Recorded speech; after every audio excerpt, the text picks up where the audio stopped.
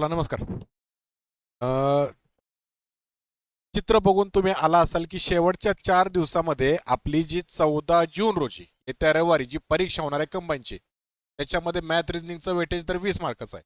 पण त्यातले असे कुठले टॉपिक आहेत की जे शॉर्ट प्रश्न पडतो, या संदर्भातलं आजचं लेक्चर आहे. बरोबर आहे, योग्य ठिकाणी आलाय तुम्ही. म्हणजे हे लेक्चर थंबनेल बघून जर तुम्ही आला असाल तर, कारण लक्षात घ्या, जर परीक्षेमध्ये वेटेज जास्त असेल तर त्यावर काम करणं गरजेचं आहे. त्याचे महत्त्वाचे टॉपिक्सची रिव्हिजन करणं हे गरजेचं आहे, लक्षात घ्या. त्यामुळं आजचं आपलं सेशन असणार आहे की उरलेले जे काही दिवस आहेत आपले, त्या दिवसामध्ये तुम्हाला कुठल्या टॉपिक्सवर फोकस करायचा आहे.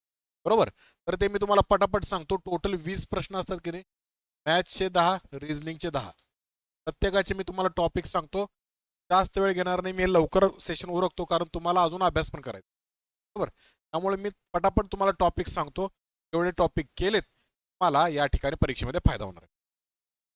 चला, तर त्यानंतर एक महत्त्वाचं सेशन काय आहे, आपला हा टेलिग्राम ग्रुप आहे @CSATHARSHACSAT Harshada Telegram channel, Instagram ID तुम्ही जॉईन करून घ्या. ओके, चला. हे पहिल्यांदा बघा, हे इम्पॉर्टंट टॉपिक्स आपल्याला सांगायचे आहेत. ओके, आपल्याला हे इम्पॉर्टंट टॉपिक्स बघायचे आहेत. ते 2026च्या पूर्व परीक्षेमध्ये विचारले जाऊ शकतात. PPT थोडे तयार केले, अप्रिशिएट करा. सगळ्यात आधी मी तुम्हाला मॅथ्सचे टॉपिक सांगतो. पटापट बघून घ्यायचं आहे, लक्षात घ्या. पटापट का बघून घ्यायचं आहे, कारण यामध्ये तुमचा वेळ सुद्धा वाचतो आणि तुम्हाला लवकर अंदाज येऊन जाईल की आपल्याला नेमकं कशा पद्धतीनं सेशन पेपरमध्ये काम करायचं आहे. बघा, गणितामध्ये सगळ्यात महत्त्वाचं टॉपिक आहे शेकडेवारी.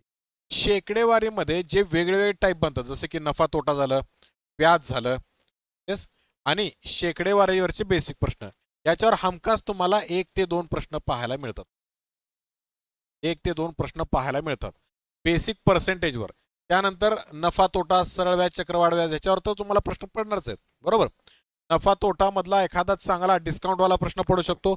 सरळ व्याज, चक्रवाढ व्याज यांच्या दोघांना एकत्रित केलेला प्रकार विचारला जाऊ शकतो. असे तुम्हाला याच्यावर 1 ते 2, 3 प्रश्न तुम्हाला या ठिकाणी विचारले जाऊ शकतात. त्यामुळे पर्सेंटेज टॉपिक महत्त्वाचा आहे. पर्सेंटेज टॉपिक हा जवळपास आपल्या मॅथ रिजनिंगच्या सिलेबसचा 70% भाग आहे. पर्सेंटेज जमलं की मग सगळ्या गोष्टी जमतात. मग पर्सेंटेजमध्ये वेगळे वेगळे टाईप येतात शेकडेवारीमध्ये.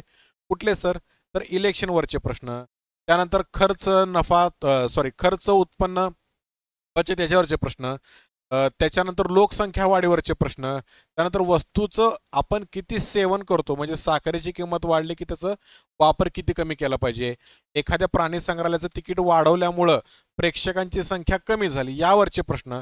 हे पर्सेंटेजचा असा भरपूर प्रकार असतो, त्याच्यातलं तुम्हाला एखाद दुसरं विचारू शकतात आणि त्यावर तुमचं आरामात उत्तर निघतं. बरोबर, पुढचा प्रकार आहे गुणोत्तर आणि प्रमाण. गुणोत्तरामध्ये सुद्धा वयवारी आणि गुणोत्तर एकत्र करून विचारतील तुम्हाला, किंवा प्रमाणाचा जर विचार केलो आपण, प्रमाण किंवा प्रपोर्शन. ओके, हा प्रपोर्शन नावाचा जो टॉपिक आहे, प्रपोर्शन टॉपिकमध्ये तुम्हाला व्यस्त प्रमाण, समप्रमाणावर तर विचारतीलच. यासोबत प्रमाणामध्ये मध्य प्रमाणपद, द्वितीय प्रमाणपद, तृतीय प्रमाणपद, चतुर्थ प्रमाणपद, प्रथम प्रमाणपद, हे प्रमाणपदांवर समानुपाती, व्यस्तानुपाती यावरती प्रश्न विचारला जाऊ शकतो. तसेच गुणोत्तर या टॉपिकवरच भागीदारी नावाचा जो डिपेंडंट टॉपिक आहे, भागीदारी, या भागीदारीवर देखील तुम्हाला प्रश्न विचारले जाऊ शकतात. लक्षात येते माझा मुद्दा? बरोबर, मग सरासरी, गुणोत्तर आणि वयवारी ह्या तिघांना एकत्र करून तुम्हाला ह्या तिघांचा एक कॉमन प्रश्न तुम्हाला विचारला जाऊ शकतो, एखाद दुसरा प्रश्न. बरोबर आहे काय? म्हणजे गुणोत्तरामध्ये तुम्हाला वयवारी म्हणजे वयवारी संदर्भातलं असेल, 2 व्यक्तींचा गुणोत्तर दिला असेल, 2 व्यक्तींचे तुम्हाला सरासरी दिले असेल, त्यानुसार काढायचंय. किंवा किंवा वयवारी सरासरी एकत्र करून प्रश्न विचारतील, किंवा सरासरीवरचे जे स्वतंत्र प्रश्न असतात, जसं की क्रिकेट मॅचमध्ये जर समजा 9 डावांमध्ये एका व्यक्तीनं, एका प्लेअरने इतके धावा केला, 10व्या डावामध्ये किती धावा केल्या पाहिजे की सरासरी 2 ने वाढेल वगैरे, हा जो प्रकार असतो की नाही, हा जो प्रकार असतो हा या बेसिक सरासरीमध्ये विचारला जातो. बरोबर, वयवारीवरचे प्रश्न सुटतात, सरासरीवरचे पण सुटतात. सरासरीमध्ये सुद्धा तुम्हाला लक्षात घ्या, गुणोत्तरामध्ये सुद्धा तुम्हाला ह्याच्यावरचे प्रश्न विचारले जाऊ शकतात. गुणोत्तर आणि प्रमाण मधले जो मिश्रणांचा भाग आहे, मिश्रण आहे, आणि त्यानंतर आपण ज्याला ॲलिगेशन म्हणतो, 2 प्रकारचे तांदूळ मिक्स करून एका वेगळ्या किमतीला विकायचं, हा जो काही प्रकार असतो की नाही, हा प्रकार तुम्हाला या ठिकाणी पेपरमध्ये विचारला जाऊ शकतो. नफा तोटा जसं म्हटलं तसं नफा तोटा, सरळ व्याज, चक्रवाढ व्याज याच्यावर हमखास प्रश्न असतात सेकंडवारीमध्ये. ओके. राहिले हे 3 महत्त्वाचे उरलेले टॉपिक. याच्यावर एक सर्वसाधारण प्रश्न विचारला जाऊ शकतो, तो म्हणजे काळकामवर. काळकामवर आजच सकाळी आपण एक लेक्चर घेतलं होतं 2-1.5 तासाचं. त्याच्यामध्ये मी काळकाम वेगवरचे सगळे प्रकार तुमच्या सोबत क्लिअर केले आहेत. यासोबत नळ टाकी, आता काळकामालाच आपण इथं नळ टाकी असं लिहू शकतो. या नळ टाकीवर सुद्धा प्रश्न विचारला जाऊ शकतो, कारण ह्या दोघांची कन्सेप्ट एकच आहे. दोन्हींवर प्रश्न विचारतील किंवा दोघांपैकी एकांवर प्रश्न विचारतील, पण प्रश्न विचारणार. ओके, आलं लक्षात? याच्यावर तुम्हाला प्रश्न विचारला जाऊ शकतो. त्याच्यानंतर बघा, आंतरवेळ वेग. आंतरवेळ वेग म्हणजे काय? Dish TV. मग ह्याच्यावर तुम्हाला रेल्वेवरचे प्रश्न विचारतील किंवा चोर पोलिसांचे विचारतील किंवा सरासरी वेग काढायला लावतील. बरोबर, 2 स्टेशन मधला अंतर विचारतील. फिक्स पॅटर्न असतो बघा, हा फिक्स पॅटर्न असतो. ह्याच्यामधला अजून एक प्रकार आहे, तो म्हणजे शर्यतीचा. बरोबर, शर्यत कोणी जिंकली, काय जिंकले, अशा प्रकारचे प्रश्न असतात. बरोबर, तर शर्यतीवर तुम्हाला प्रश्न विचारले जाण्याची शक्यता आहे, त्यामुळे त्या टॉपिकला मिस करायचं नाही. शेवटी काय, तर भूमिती आणि वर्तुळालेख म्हटलंय मी, पण त्याच्यापेक्षा मी काय म्हणतो, डाटा इंटरप्रिटेशन, DI असं म्हणतो.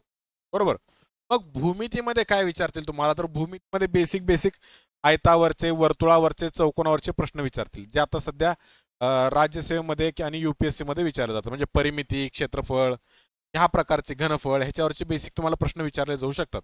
बरोबर, आणि आलेख डाटा इंटरप्रिटेशनचा जर विचार केला तर मला वाटते की शक्यतो सध्या विचारलं जाणार नाही, पण एक तयारी असावी म्हणून आपण डाटा इंटरप्रिटेशनचे प्रश्न थोडेफार बघून चालायचे आहेत. संभाव्यता तुम्हाला विचारणार नाहीत, प्रोबॅबिलिटी जर विचारलं तर तुमचं नशीब खराब म्हणायचं, पण आत्तापर्यंतचा पॅटर्न बघता संभाव्यतावर क्वचितच प्रश्न विचारले. बरोबर, संभाव्यता झालं, सांख्यिकी झालं, सांख्यिकीवर पण थोडे क्वचितच प्रश्न पडतात, पण बेसिक तुम्हाला स्टॅटिस्टिक जमलं, मध्य म्हणजे काय, मध्यक म्हणजे काय, बहुलक म्हणजे काय, श्रेणी म्हणजे काय, ह्या गोष्टी बेसिक जरी तुम्हाला जमल्या तरी मोर दॅन इनफ असतं आपल्याला हे प्रश्न सोडवण्यासाठी. लक्षात? आय होप तुम्हाला हे गणिताची गोष्ट लक्षात आली असेल की गणित आपल्याला कुठल्या टॉपिकवर फोकस करायला लावते. याच्यात अजून एक महत्त्वाचा भाग आहे बरं काय, अजून एक महत्त्वाचा भाग आहे, तो मी इथं लाल वेगळ्या कलरमध्ये मेन्शन करतो. तो म्हणजे लक्षात घ्या, नंबर सिस्टीम. बरोबर, आणि 1 ते 1000 आकडेवारी. बरोबर, मी याला नंबर सिस्टीम म्हणतो. नंबर सिस्टीम तुम्हाला बेस पक्का करणं गरजेचं आहे. ते बेस ऑलरेडी पक्का केला असणार आहे तुम्ही. त्या नंबर सिस्टीमवर आधारित तुम्हाला प्रश्न विचारले जातात नंबर सिस्टीमवर, आणि नंबर सिस्टीमवर शाब्दिक प्रश्न विचारले जाऊ शकतात. त्यानंतर अजून एक प्रकार कुठला आहे तुम्हाला सांगू काय, तर बघा, 2 अंकी संख्या ज्या आहेत आपल्या 10 ते 99, याच्यामध्ये 5 किती वेळा येतो, किंवा 5 कमीत कमी किती वेळा येतो, जास्तीत जास्त किती वेळा येतो. जर 3 अंकी संख्यांचा विचार केला आपण, 3 अंकी संख्या, 3 अंकी संख्या असतील तर बघा, 3 अंकी संख्या कुठल्या 100 ते 999, याच्यामध्ये 5 ही संख्या किती वेळा आली, 6 ही संख्या किती वेळा आली. हा एक प्रकार आहे, तो विचारला जाऊ शकतो कंबाईनला. त्या दृष्टीने तुम्ही तयारीत राहायचं आहे. लक्षात? चला, आता वळूया बुद्धिमत्ताकडे. बुद्धिमत्तामधले बघा बेसिक प्रश्न असतात, ते बेसिक प्रश्न तुम्हाला आले म्हणजे काम संपलं. बेसिक प्रश्न तुम्हाला आले म्हणजे काम संपलं. आता ह्याच्यामध्ये हे सिलॉलिझमला तुम्ही कळलं नाही तरी चालेल, पण वेन आकृती आणि वेन आकृतीवर आधारित गणिताचे प्रश्न, जसे की आता राज्यसेवेला आला होता बघा, 115 लोक का 105 लोक ज्यूस पितात, काही चहा पितात, कॉफी पितात, तर चहा न पिणाऱ्यांची संख्या, फक्त चहा पिणाऱ्यांची संख्या, जो प्रकार असून वेन आकृतीचा, तो तुम्हाला विचारला जाऊ शकतो. बैठक व्यवस्था एक इझी लेवलची येईल, इझी लेवलची बैठक व्यवस्था येईल, किंवा ह्याच्यामध्ये तुम्हाला सिलेक्शन पझल विचारतील, सिलेक्शन पझल विचारतील तुम्हाला. त्यानंतर नातेसंबंधांवर फिक्स प्रश्न राहतो, दिशाज्ञान चाचणीवर, कॅलेंडरवर, क्लॉकवर, आणि सगळ्यात महत्त्वाचं म्हणजे सिरीज. या सिरीजवर प्रश्न असतो, लक्षात घ्या. सिरीजवर एखादा प्रश्न पडला जातो. याच्यासोबतच तुम्ही नॉन व्हर्बलचा भाग सुद्धा बघायचा आहे. नॉन व्हर्बल, नॉन व्हर्बल म्हणजे काय, तर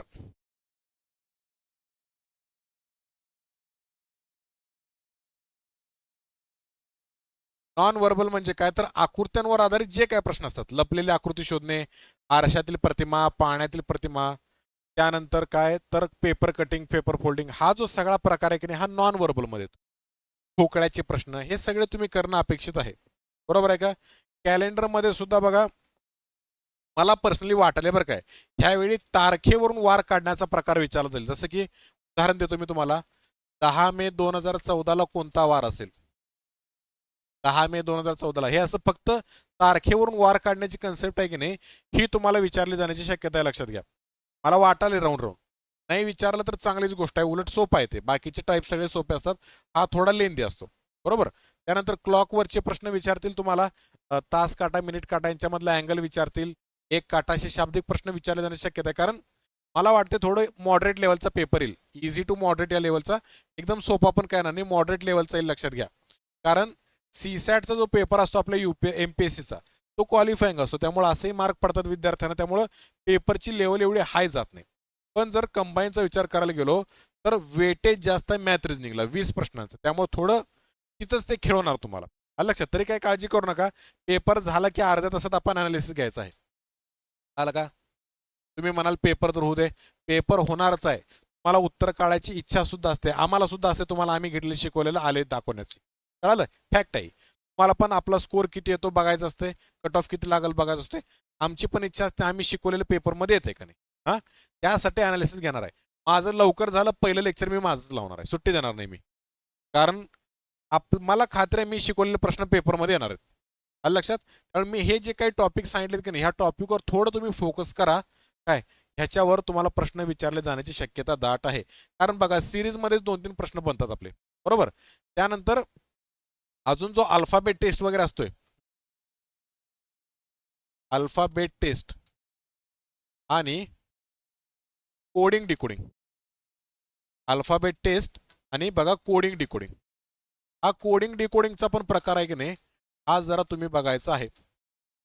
कोडिंग डिकोडिंगवर प्रश्न विचारला जाऊ शकतो. कारण तो लक्षात घ्या, ह्या सिरीज आणि मिसिंग नंबरचाच भाग येतो, त्याला आपण लॉजिकल क्वेश्चन म्हणतो. कळालं का, लॉजिकल क्वेश्चन्स. आता थोडं माझं गडबडीत हे टाईप करण्यातला 1-2-3 पॉईंट राहिले ते पण सांगून देतो, म्हणजे राहिलंय असं व्हायला नको. तो रांगेतील स्थान आहे बघा,